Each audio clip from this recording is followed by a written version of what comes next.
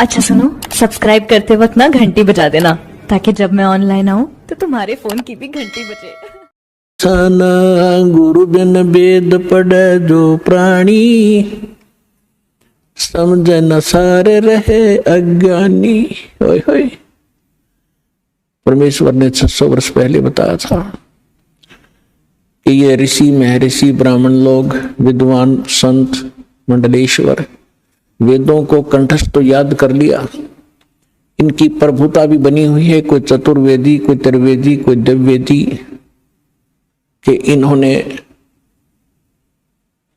चारों वेदों को कंठस्थ याद कर रखा है। किसी ने 3 वेदों को, वो त्रिवेदी कहलाता है।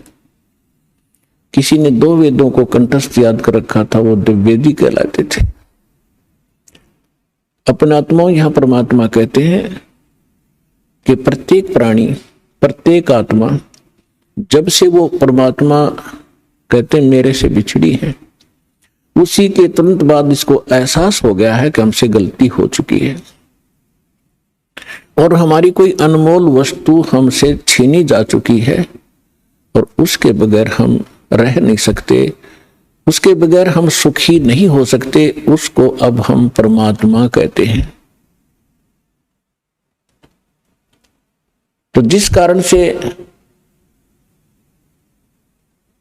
इस आत्मा ने उस वस्तु को पाने के लिए एक भरसक प्रयत्न किया और अभी तक वो सशक्त प्रयत्न जारी है। उसके लिए उन्होंने जंगलों में जाना, राज त्याग देना भी उचित समझा। शरीर नष्ट हो जाए, गल जाए, तपस्या कर करके उन्होंने भगवान पाना ही चाहा पर नहीं मिला।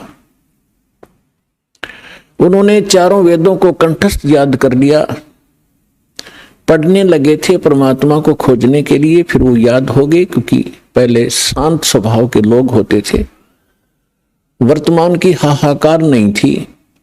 बार बार के रिपीटेशन से, आवर्ती से ये कंठस्थ हो जाते हैं। तो उन्होंने चारों वेदों को याद कर लिया और कोई भी कहीं बोलता तो वो तुरंत उसके अध्याय और मंत्र को तुरंत सुना देता, जिस कारण से वो प्रभुता प्राप्त हो गए। और जब प्राणी को प्रभुता प्राप्त हो जाती है, परमात्मा से कोसों दूर हो जाता है, क्योंकि जीव साहब नहीं हो सकता, परमात्मा ही साहब है। अब आप देखते हो हम कितने अज्ञानी हो गए। हम छोटी सी पोस्ट प्राप्त कर लेते हैं, यदि हमें कोई सीधा नाम पुकारता है तो हमें दुख होता था, और हमें साहब बोलता तो हम प्रसन्न होते थे, छाती फूल जाती है। इस ज्ञान से पता चलेगा कि साहब क्या है और जीव क्या है।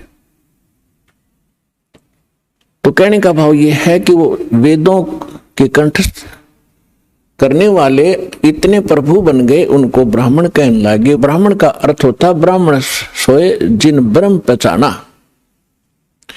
ब्राह्मण सोए जो ब्रह्म पहचाने। ब्रह्म माने भगवान, परमात्मा को पहचाने। अपने आत्माओं यहाँ, क्योंकि यह दातम मार्ग है, पहली कक्षा के बालक भी आते हैं, तो ब्रह्म का अर्थ ये ना समझ लेना कि निरंजन ज्योति काल है, नहीं। ब्रह्म का अर्थ वैसे प्रभु होता है, भगवान होता है, राम कहो, साब कहो, ब्रह्म कहो। लेकिन जैसे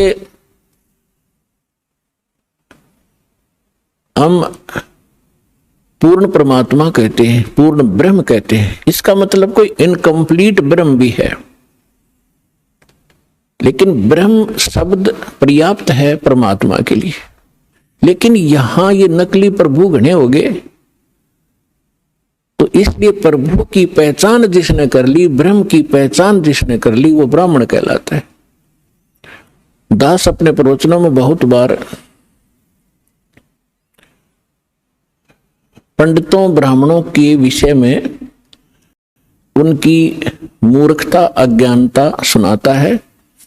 तो उसमें ये ना समझें कि दास एक ब्राह्मण वर्ण को कह रहा है। ब्राह्मण वर्ण अलग वस्तु है। जैसे एक वैद्य था और वो बहुत अच्छा वैद्य था, नाड़ी पकड़कर तुरंत बता देता था अमुक रोग है, औषधि भी उसके पास कारगर थी, सुप्रसिद्ध हुआ। उसकी 1-2 पीढ़ी उसके द्वारा बताई औषधि और उस विधि से वो उपचार करते रहे, वो भी वैद्य कहलाए।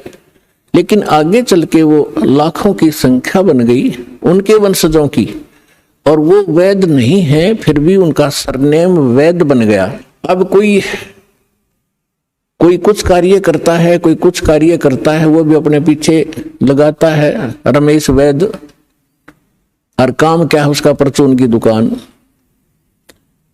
जानता नहीं पेट के दर्द की दवाई औषधि, और लिखता है रमेश वैद्य, तो वो वैद्य नहीं है। और यदि कहीं किसी वैद्य की मूर्खता बताई जाती है कि रोग ये और दवाई ये दे रहा है, ये खाक वैद्य है, तो उस वैद्य को दुख नहीं होता जो परचून की दुकान किए हुए। इसी प्रकार ब्राह्मण की विषय में जानना, मेरे पूज्य गुरुदेव जी ब्राह्मण वर्ण में जन्मे थे, लेकिन वो अपने आप को ब्राह्मण नहीं कहते थे, पंडित नहीं कहते थे, पंडित। ब्राह्मण की दूसरा पर्यायवाची पंडित भी कहलाता है, पंडित का भी यही अर्थ होता है।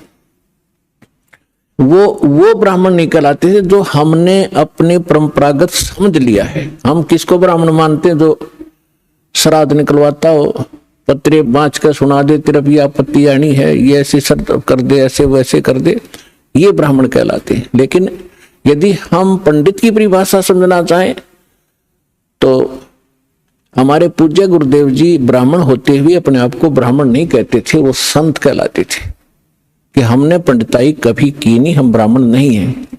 और मेरे दादा गुरु जी छावला गांव दिल्ली के अंदर, दिल्ली स्टेट में एक छावला गांव है नजफगढ़ के पास, वहां के वो जाट थे। और बचपन से ही वो हमारे जो चौथे दादा गुरुजी थे उनके संपर्क में आ गए। उन्होंने उसको काशी विद्यापीठ में पढ़ाया, अपने पास ही रखा, तो वो 4 विषय के आचार्य बन गए उस विद्या को पढ़कर। लेकिन उन्होंने पंडिताई की नहीं, फिर भी वो पंडित चिदानंद नाम से जाने जाते थे।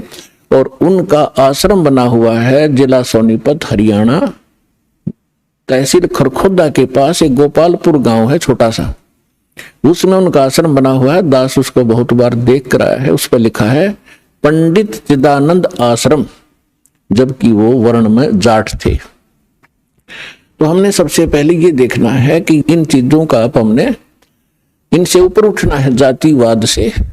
हमारी क्या जाति है? जीव हमारी जाति है, और मानव धर्म हमारा हिंदू मुस्लिम सिख ईसाई, कोई धर्म नहीं है न्यारा।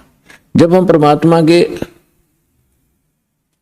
इस अध्यात्म ज्ञान से परिचित होंगे, फिर हमने कोई भी दूसरा सा नहीं दिखेगा, ना कोई मुसलमान दिखाई देगा, ना कोई ईसाई दिखेगा, ना हमें कोई हिंदू दिखेगा, ना कोई सिख दिखाई देगा। हम एक पिता की संतान हैं, हम परमात्मा के लिए ही विभाजित हुए हैं, परमात्मा के लिए अब हम एक होंगे, क्योंकि हमें ज्ञान हो जाएगा। हम रूढ़िवादी नहीं रह सकते, क्योंकि परमात्मा ने शिक्षा इसीलिए आपको दी है। अब हम अपने प्रसंग पर आते हैं। गुरु बिन काहू न पाया ज्ञाना, जो थोथा भूस छड़े मोहुड किसाना। गुरु बिन वेद पढ़े जो प्राणी, समझन सार रहे अज्ञानी। अब तो कहते हैं प्रत्यक्ष को प्रमाण की आवश्यकता नहीं पड़ती, क्योंकि दास ने परमेश्वर कबीर जी के द्वारा दी गई उस बुद्धि से, दास एक जीव बुद्धि है, और जब परमात्मा रजा बख्शते हैं, यही जीव परमात्मा वाले ही ज्ञान को आगे चला सकता है, सुना सकता है और उसको समझ सकता है। तो उस परमात्मा की कृपा से आपके समक्ष ये तो हो ही चुका है कि यथार्थ ज्ञान क्या है, अध्यात्म मार्ग कैसा है, और ये भी आप खूब समझते हैं कि आज तक हमारे सदग्रंथों को हमारे ही ऋषि महर्षि गुरु ब्राह्मण आचार्य शंकराचार्य इस सिलेबस से परिचित नहीं थे, तो खाक टीचर थे। वो जीवन अपना नाश कराया, हमारे पूर्वजों का बट्ठा बैठा दिया, भूत बनवा दिए, फिर उनके श्राद्ध निकलवाने शुरू कर दिए। तो इस तरह की भ्रमणा अज्ञानता से फैलती है। तो आज तक हमारे जितने भी ऋषि महर्षि हुए हैं, इवन ब्रह्मा विष्णु महेश, इनको कोई अध्यात्म ज्ञान नहीं था। पुण्यात्माओं, परमात्मा ने 600 वर्ष पहले कहा था ये ज्ञान